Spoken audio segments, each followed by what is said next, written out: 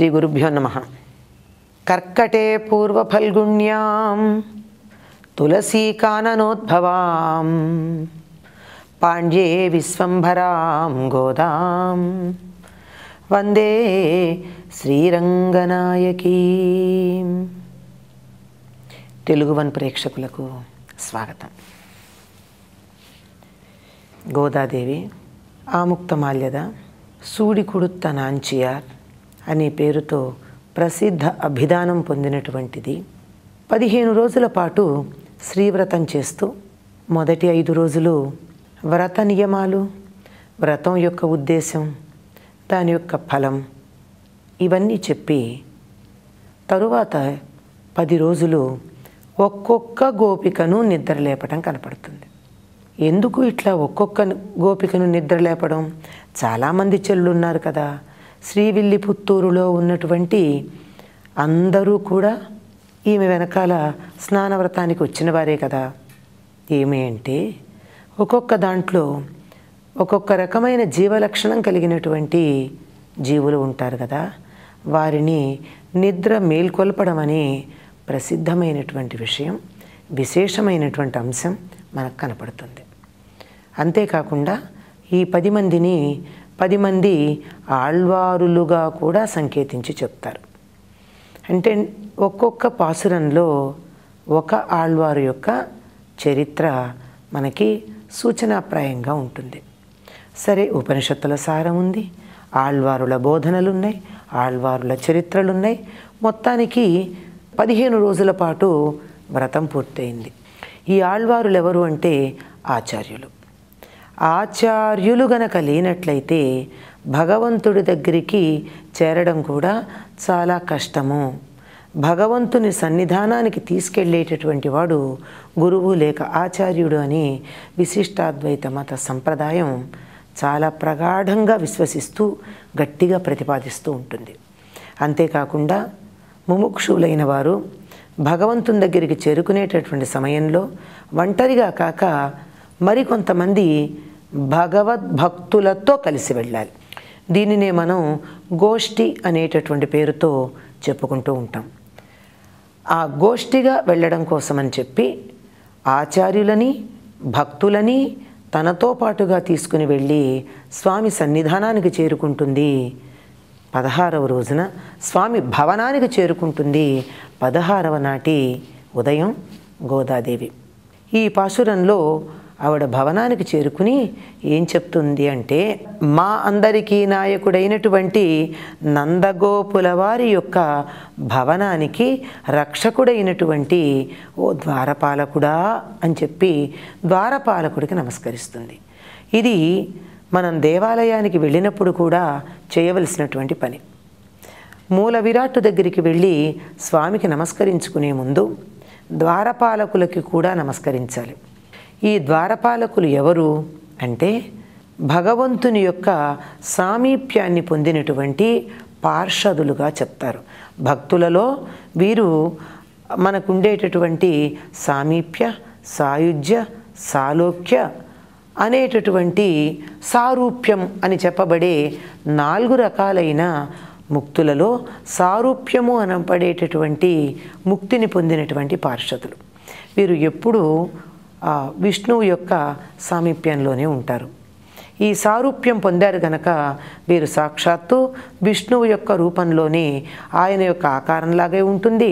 అటువంటి వస్త్రాలే ధరిస్తారు, అటువంటి నగలు, అదే ఆభరణాలు, ఆయుధాలు ధరిస్తారు.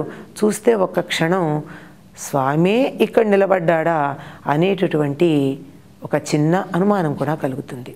కనుక అటువంటి ద్వారపాలకులకు నమస్కరించకుండా దేవాలయంలో అడుగుపెట్టినట్టయితే భగవంతుడు అనుగ్రహిస్తాడా అన్నది సందేహాస్పదమే. ఎందుకంటే దాసదాసోహం అని భగవంతుని యొక్క దాసులని పూజించుకుంటూ ముందుకు వెళ్ళి భగవద్ అనుగ్రహం పొందేటటువంటి సంప్రదాయం ఇది. దాస సంప్రదాయం కూడా కనపడుతుంది. కనుక ముందు ఆ నందుని యొక్క భవనానికి రక్షగా ఉన్న ద్వారపాలకుల్ని ప్రార్థిస్తూ ఉంది. మణిమయంగా ఉన్న ద్వారాన్ని మీరు తెరవవలసింది. మేము చిన్ని చిన్ని గోపెమ్మలము వచ్చాం. నిజంగా గోపికల అండి వీరు. విల్లిపుత్తూరులో ఉన్నటువంటి వారు. కానీ తమలో గోపికాభావాన్ని ఆవాహన చేసుకుని గోపికల వలె అలంకరించుకుని గోపికల భాషతో మాట్లాడుతూ పూర్తిగా గోపీభావం తమలో ఉండేటట్టుగా ఉన్నటువంటి వారు కనుక మేము చిన్ని గోపికలకు వచ్చాము. ఆ మాయావి అయినటువంటి కృష్ణుడు ఉన్నాడే, ఆయన నిన్ననే మాకు ఒక వాగ్దానం చేశాడు. ఏమి అంటే పర అనేటటువంటి వాయిద్యాన్ని ఇస్తానని నిన్న అన్నాడు కదా, మరి అనంగానే ఇస్తాడా? ఇవ్వడు. ఏదైనా పవిత్రమైనటువంటి వస్తువుని తెచ్చుకోవడానికి మామూలుగా వెళ్ళకూడదు కదా, ఎట్లా ఉన్నవాళ్ళు అట్లా వెళ్ళకూడదు కదా. అందుకని ఈరోజు ఉదయం మేము శుచిగా స్నానం చేసి పరాయుధాన్ని స్వీకరించడానికి వచ్చాం. ఈ పర అనే ఆయుధాన్ని గురించి మనం చెప్పుకుంటూ ఉంటాం. ఇది దేవాలయంలో జరిగే ఉత్సవాల్లో వాయించేటటువంటి వాయిద్యమే కాకుండా పర అన్న ప్రతి చోట కూడా పరలోకాన్ని పరస్థితిని ఇస్తాడు. అంటే ఇహలోకానికి లౌకికానికి సంబంధించినటువంటిది కాక భూలోక సంబంధమైనది కాక ఆ పరలోకానికి సంబంధించింది అనేటటువంటి అర్థం. కనుక నిన్ను మేము చేరుకున్నాం గనక ముందుగా పొందికగా ఒకదానితో ఒకటి కలిసి ఉన్న తలుపులున్నాయే, ఆ తలుపుల్ని నువ్వు తెరవవలసింది అని చెప్పి ద్వారపాలకుల్ని వేడుకున్నది గోదాదేవి చెల్లుతో కలిసి. ఏమిటి తలుపులు తెరవమని చెప్పడానికి కారణం ఏమిటి? ద్వారపాలకులకి నమస్కరించటం అనే ఒక దాస సంప్రదాయము ఉంది, భగవద్భక్తుల్ని సేవించుకోవడం అనేది. అంతేకాకుండా ఇక్కడ చెప్తోంది ఇంటికి తోరణాలు ఉన్నాయిట, జెండాలు ఉన్నాయిట, మణిమయమైనటువంటి తలుపులు ఉన్నాయిట. ఈ జెండాలు ఎందుకు అంటే నాయకుడి ఇంటి ముందు జెండా ఉండడం ప్రధానం. ఇది మాకు నాయకుడివే అని తెలియచెప్పడం. అంతేకాకుండా ఈ మణిమయమైన తోరణాలు అవి ఎందుకున్నాయి అంటే లోపలికి వచ్చేటటువంటి వారికి కాంతిని ప్రసరింపచేయడానికి, వెలుగుతో ఉండడానికి. తలుపులకి గడియలున్నాయి, మణులతో చేసినటువంటి గడియలు. తీసి మమ్మల్ని లోపలికి ప్రవేశింపజేయమన్నారు. వాళ్ళే తీసుకోవచ్చు కదా. ఇంతమంది ఉంటే వీరందరూ గోపికలని తెలుసు కదా, వీరందరూ స్వామిని సేవించుకోవటానికి వస్తారని తెలుసు కదా, అయినా ఎందుకు లోపలికి వెళ్ళడానికి తలుపులు తీయమంటున్నారు అంటే ఆ రెండు తలుపులు ఏమిటి?